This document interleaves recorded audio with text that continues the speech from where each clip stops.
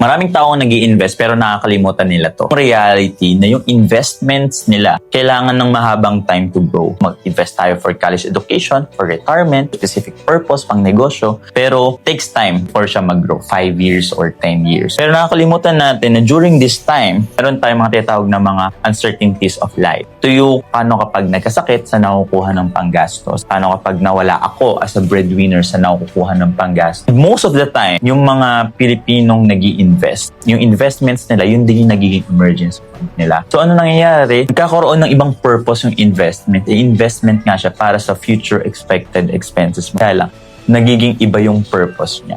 Nakakalungkot kasi maraming mga nasa-sacrifice ang savings just because of this stake. So, if you want to protect your future, you have to protect your income, savings, and investment from these unexpected expenses. So, kung meron kang question about insurance, investments, money, comment down below para matulungan ka namin.